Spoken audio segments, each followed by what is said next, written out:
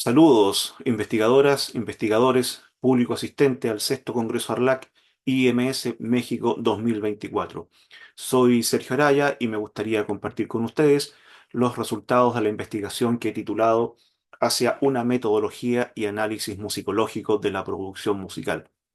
Quisiera comenzar haciendo una revisión del estado del arte en relación a las publicaciones realizadas. Efectivamente, en el último tiempo, la publicación de artículos y publicación de libros sobre música popular chilena se ha ido incrementando desde diversos tópicos. Entendamos esto como la biografía o el análisis de ciertas escenas o discos que han sido importantes en nuestra discografía, pero siempre desde una mirada, desde el periodismo especializado. En ese sentido, lo que marca un punto de inflexión es la monumental obra publicada por el musicólogo Juan Pablo González, cuyo resumen podemos ver en la imagen superior. Dicho eso, me gustaría señalar que es importante la consolidación que empieza a gestarse a comienzos de los años 70 de lo que podríamos llamar una estética sonora, proceso que iniciara el año 1959, sin lugar a dudas, don Luis Torrejón, ingeniero de grabación recientemente fallecido. Es importante por lo que se desprende de la ecuación en el estudio de grabación del rol del técnico y el productor discográfico. Dicho sea de paso, las labores de productor muchas veces eran realizadas por los técnicos de grabación. Eh, es por esa razón que a mí me interesa destacar los nombres de Alejandro Aguada, Antonio Contreras, Camilo Fernández, Fernando Mateo, Rubén Nuceyes, Jorge Oñate, Luis Torrejón, Luis Urquidi y Víctor Vidal, entre otros. ¿Por qué? Puntualmente porque para efectos de este estudio, digamos que hacia fines de la década del 60, comienzos de la década de 1970, se va a generar una verdadera revolución sonora en lo que respecta a la música romántica, le hace balada electrónica. Y esto es porque surgieron diversas agrupaciones que perteneciendo al mismo estilo, al mismo género musical, se distinguían claramente desde lo sonoro. A eso me refería con la ecuación entre el técnico de grabación y el productor discográfico al interior del estudio de grabación. Se formó una verdadera armada de la música romántica en versión electrónica que comenzó, por supuesto, revisitando un cancionero latinoamericano que originalmente había sido grabado en clave de bolero o mariachi, pero ellos, evidentemente, perteneciendo a una época distinta y siendo jóvenes veinteañeros, dan con un formato de banda rock. Y es así como llegan a diferenciarse precisamente por el uso distintivo de la guarnición tecnológica que ponen en jaque muchas veces las decisiones de técnicos y de productores discográficos hasta encontrar una sonoridad que los identifique. Dentro de esta verdadera armada, como señalo, se encuentran los Ángeles Negros, por supuesto, los Cristales, los Galos y los Golpes, siendo ellos los más representativos de este movimiento que finalmente trasciende fronteras y marca influencias en agrupaciones latinoamericanas 20, 30 años después, entre ellos los más renombrados, los Bukis y los Temerarios. Por eso mismo, se transforman en el primer y único artefacto sonoro exportable de la segunda mitad del siglo XX. Y eso es, digamos, un detalle a considerar. Junto con ello, por supuesto que es importante considerar en las variables el panorama post-dictadura que tiene que ver con factores económicos, a partir, por supuesto, de las políticas de aperturas implementadas por la dictadura militar que comienzan tempranamente con el cambio de moneda de escudo a peso. Es indudable, aun cuando no ha estado, no ha sido estudiado, pero es un tema que necesariamente tenemos que abordar. Las variables económicas seguramente tuvieron una incidencia en los procesos de importación de diferentes productos y puntualmente en lo que nos convoca es la implementación de los nuevos estudios de grabación existentes a partir de la segunda mitad de los años 70 a causa de la iniciativa privada y por supuesto en la reestructuración de los estudios existentes que pertenecían a las multinacionales como RCA y EMI Odeon. Ya entrando en la década de 1980, señalemos que el paso del formato análogo al digital estaba prácticamente decretado. ¿Esto qué significó? Puntualmente que el estudio de grabación va a ser considerado un instrumento más en términos creativos y en términos evidentemente tecnológicos, pero no solamente para los técnicos de grabación, sino que también para los músicos que van a participar del proceso de producción, de grabación y de interpretación de un material determinado. A mediados de la década de 1980 se genera en nuestro país un movimiento con marcados visos comerciales, exitoso, con una breve duración, pero que replicaba en cierta forma el material que llegaba principalmente desde España y Argentina, siendo un movimiento que apuntaba hacia la canción fácil y digerible, de fácil consumo. Permitió, sin embargo, el espacio necesario para que algunas agrupaciones hicieran un uso inteligente del estudio de grabación, y esta forma de enfrentar el proceso de producción y de grabación evidentemente se vio amalgamado con la experiencia y los conocimientos de una nueva generación de técnicos de grabación, entre ellos Alejandro Cacolayon, Hernán Rojas, Manolo Sáenz, Jaime Balbuena, eh, Pancho Straub, entre otros. Es importante considerar entre estas agrupaciones que digo que van a hacer un uso inteligente del estudio de grabación a los prisioneros, electrodomésticos y UPA. Los prisioneros, básicamente porque se acercan definitivamente a todo lo que es la tecnología digital con el uso de las baterías programadas, y por supuesto con el uso del sintetizador, un instrumento que llegó a ser un verdadero fetiche en cualquier construcción sonora a partir de mediados de los 80. Era absolutamente imprescindible el uso de un sintetizador en cualquier producción sonora de la época. Junto con ello van a utilizar samplers, van a utilizar grabaciones que por motivos ajenos a las decisiones de producción o desde el sello, hicieron peligrar, por ejemplo, la continuidad discursiva de los anteriores discos de Los Prisioneros cuando publican La cultura de la basura, ¿ah? Porque utilizaban muchos elementos, como digo, ajenos a lo que se generaba puntualmente al interior del estudio de grabación. Electrodomésticos lo mismo, generan loops a partir de recortes de entrevistas, de discursos, y de una manera bastante creativa van usando los recursos que tienen, evidentemente, desde lo digital. En el caso de UPA, es importante señalar que en una de las canciones de su disco, del primer disco de ellos, el disco homónimo, ellos en la canción La Bamba utilizan a dos intérpretes del bajo eléctrico con distinta técnica, técnica de dedo, técnica slap, y con eso generan una suerte de textura interesante de abordar. Disco que por supuesto fue grabado por Hernán Rojas. Es importante también el uso que hacen los prisioneros, electrodomésticos y UPA de la tecnología digital, porque con ello van a generar, quizás inconscientemente, lo que llevó a ser la apertura, el puntapié inicial de las fiestas rave, un tipo de fiestas de música electrónica muy masivas y con mucha aceptación hacia fines de los años 90. Esta rearticulación del proceso de producción musical se vería, por supuesto, en la generación se vería reflejada en la generación de una movida electrónica que finalmente se consolida como escena con una gran cantidad de discos grabados y probablemente que hoy están disponibles en las distintas plataformas de consumo de música. Hasta el minuto tenemos que la coexistencia en el estudio de grabación de tres variables: el qué, el cómo y el quién. Evidentemente que el qué corresponde al sonido grabado, el cómo a la tecnología y la infraestructura a utilizar, y el quién el técnico de grabación y o el productor. Estas tres variables finalmente, como sumatoria, conforman una estructura epistemológica que entrega un relato multidireccional de la música que se genera en el estudio de grabación y por lo tanto amerita un análisis en profundidad. Este constructo, finalmente esta conformación a partir de una episteme, eh, son relatos que la industria unifica, y aquí voy a citar al académico Marco Juan de Dios, cuando señala que es un producto unificado donde la tecnología y la grabación se dan la mano.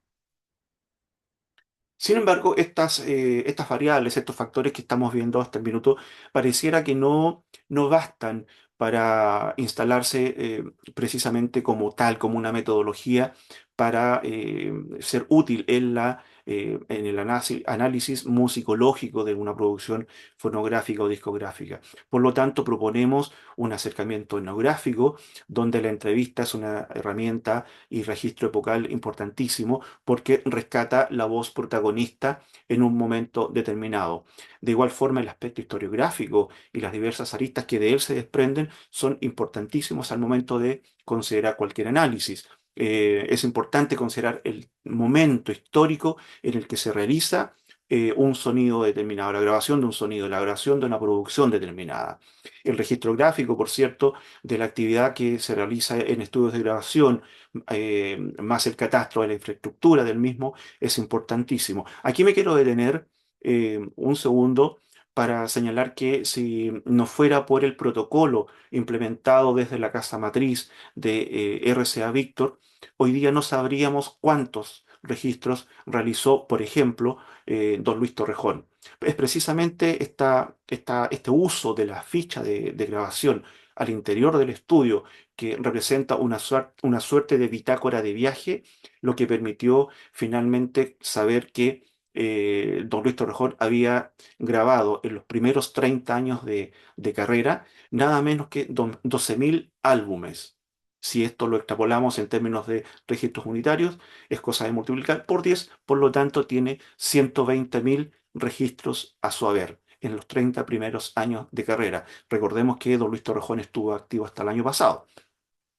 Eso da cuenta de la importancia de los documentos, no solamente de lo que pasa en una mesa de grabación, en el entorno o en la cabina, sino que en el contexto donde se mueve, donde se instala el estudio de grabación, es tremendamente importante. Por supuesto que el acceso a estas fichas, planillas, la conservación, la digitalización para un uso posterior, por supuesto que es importantísimo.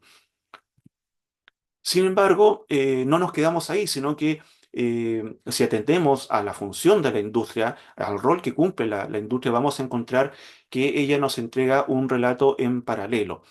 Sobre todo si miramos la época donde el vinilo tuvo su auge, el apogeo original, digamos, ¿no? Porque ahora ha vuelto el uso y el gusto por la escucha del vinilo, pero evidentemente que hay un contexto histórico que es diferente, es distinto culturalmente.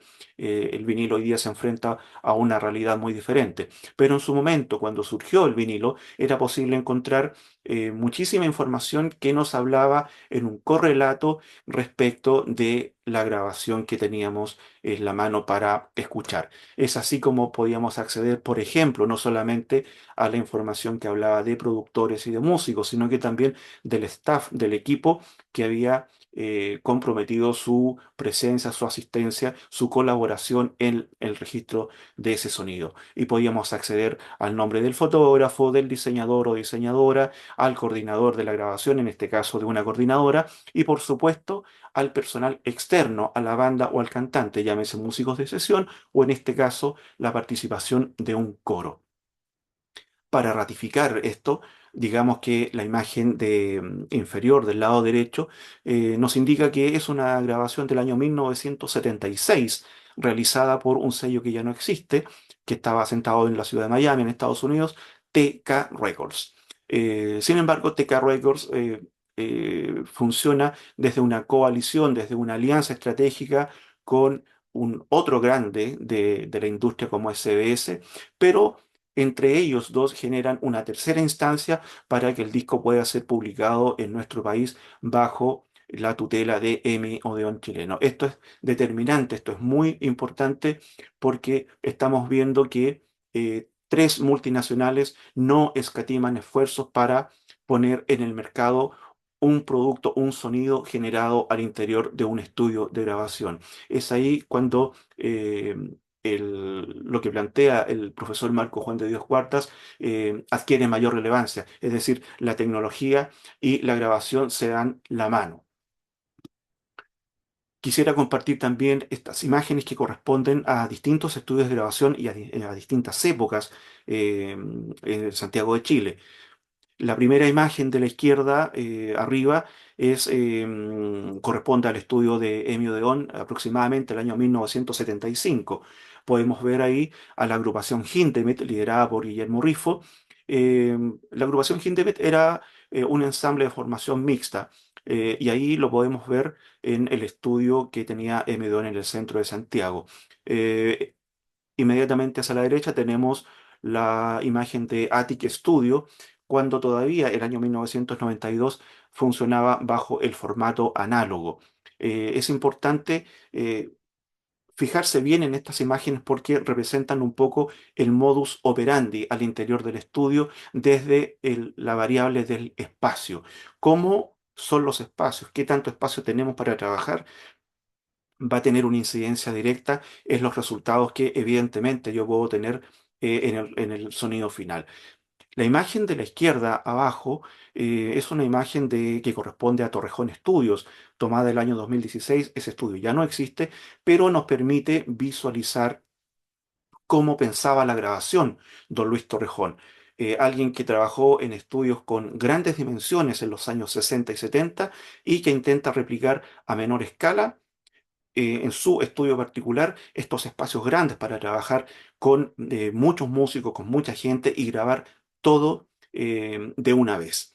Finalmente, abajo a la izquierda, perdón, abajo a la derecha, tenemos el estudio comunitario de San Miguel, un estudio que da fiel cuenta, representa lo que es actualmente un proceso de grabación en un estudio de pequeñas dimensiones con toda la infraestructura digital y por lo tanto de pequeñas dimensiones que no ocupan tanto espacio, pero que permiten obtener un producto evidentemente altamente competitivo. Junto con lo anterior, quisiera compartir el material, parte del material que estoy trabajando, por supuesto, la ficha de grabación a la que hacía referencia hace unos minutos, la digitalización de archivos de prensa que pueden servir evidentemente para considerarlas como una fuente secundaria. Y al lado derecho tenemos una serie de imágenes en formato físico que he ido conservando y documentando con miras a que se conviertan en algún futuro cercano en una suerte de pequeño centro de documentación que pueda eventualmente servir para futuras investigaciones. Junto con lo anterior, creemos que es importante el análisis de la performance, el análisis de la música en vivo, por la importancia que tiene como relato, ¿no? La música en vivo tiene distintas capas narrativas que no se encuentran en el estudio de grabación, en el sonido grabado, en el estudio de grabación. Como ejemplo, quisiera mostrar el afiche de la izquierda, donde se muestra la actividad que se realizó en Santiago de Chile en 1980, en un momento en que la dictadura actuaba en pleno y donde era complicado, era muy complejo reunir gran cantidad de personas en un espacio abierto por las amenazas que eso implicaba para la dictadura militar. Eh, al lado derecho tenemos la imagen de una producción de Quelentaro en vivo, una producción que el sello EMI edita en formato cassette el año 1988 de un recital que diera Quelentaro en el Teatro Gran Palace el año 1985. Señalemos además que el trabajo de Quelentaro, la poética, la propuesta de Quelentaro, evidentemente se relaciona, se vincula casi por defecto con el canto nuevo, un movimiento que en términos performativos y en términos técnicos eh, era el fiel reflejo de la austeridad. Por la importancia del texto, por la importancia de la canción, no representaba, no requería mayor implementación técnica. Entonces, creemos sinceramente que la cantautoría es un género, es una propuesta que entrega esas capas narrativas de las que hablábamos recién, esa intertextualidad interesante de abordar, la entrega, por supuesto, la cantautoría. Un poquito más acá en el tiempo, el año 2002, creemos que es importante rescatar este proyecto Urban Symphony, que no es otra cosa que una relectura, es una actitud de revisitar canciones que originalmente fueron de distintas épocas, que fueron grabadas más bien en clave pop, en clave más bien digerible, comercial, pero con arreglos para coro y orquesta sinfónica realizados y dirigidos por el fallecido maestro Guillermo Rifo. En la imagen de la izquierda podemos apreciar a la banda penquista Emociones Clandestinas y en la imagen de la derecha, abajo tenemos en primer plano a Cristian Moraga, líder de la agrupación Los Tetas. También, por supuesto, su agrupación siendo acompañada por la Orquesta Sinfónica de Chile y el coro sinfónico. Como para ir terminando, digamos que la música urbana evidentemente representa un desafío grande en esta suerte de acercamiento metodológico a la musicología de la producción fonográfica o discográfica, que en realidad como disciplina está casi en un estado germinal, por decirlo de alguna forma, por lo menos acá en estas latitudes, y que en esas circunstancias entrega más preguntas que respuestas. Pero es importante abordar el fenómeno de la música urbana precisamente porque la universidad del mensaje que tiene y porque la grabación que ellos realizan, los exponentes, no siempre está realizada en un estudio profesional, muchas veces se realizan en estudios domésticos con el uso de un computador y un software y a partir de eso se genera una estandarización sonora que sin embargo les asegura una presencia en las plataformas digitales donde se está consumiendo música actualmente y con ello, por supuesto, generan una identidad al interior de diferentes comunidades. ¿Qué desafíos tenemos hoy día desde la musicología? No solamente en este afán de construir o de acercarnos a una metodología apropiada de la musicología, de la producción discográfica o fonográfica, evidentemente que tenemos, y aquí quisiera citar a la musicóloga argentina Lisa Dicione, cuando señala que evidentemente cualquier metodología o cualquier acercamiento que podamos tener a, al análisis desde la musicología eh, pasa indudablemente por tener o por crear una construcción discursiva a partir de un proceso técnico. Evidentemente que con eso viene agregado un enfoque académico apropiado, porque si bien es cierto, existe mucha literatura en relación a la musicología de la producción discográfica, esa literatura más bien se hace cargo de una visión o desde una posición anglosajona, no aborda los problemas en Iberoamérica, ni mucho menos las realidades locales. Entonces necesitamos generar un discurso propio, un discurso local que se haga cargo de nuestras músicas, de nuestras realidades, de nuestras formas de registrar el sonido y de operar dentro y fuera de un estudio de grabación. Un enfoque académico apropiado, indudablemente que genera procesos reflexivos que nos llevan a su vez a nuevos estudios. En ese sentido, quisiera compartir y recomendar, por supuesto, la lectura de la tesina publicada recientemente por Pablo Ballinger, titulada La relación entre el tango argentino y la tecnología de grabación y reproducción de sonido. Absolutamente, por supuesto que es un peldaño, es un ladrillo más en la pared en esta construcción que pretendemos hacer de una metodología. Y por supuesto debemos enfatizar los mediadores y la arquitectura del sonido, cómo se gesta el sonido, no solamente al grabar en un estudio de grabación, sino que también en su versión, en su relato paralelo en vivo. Creo que es tremendamente importante tener una visión absolutamente panorámica y no dejar ninguna variable que nos pueda ayudar y que nos pueda complementar unos con otros fuera de este intento. Finalmente, quisiera agradecer la colaboración para este trabajo de Marco Cusato, músico, productor y técnico de grabación, y de Freddy González, sonidista y documentalista. Y por cierto, dedicar este trabajo a don Luis Torrejón Torrejón, quizás uno de nuestros más insignes ingenieros de grabación en la industria discográfica nacional. Muchas gracias.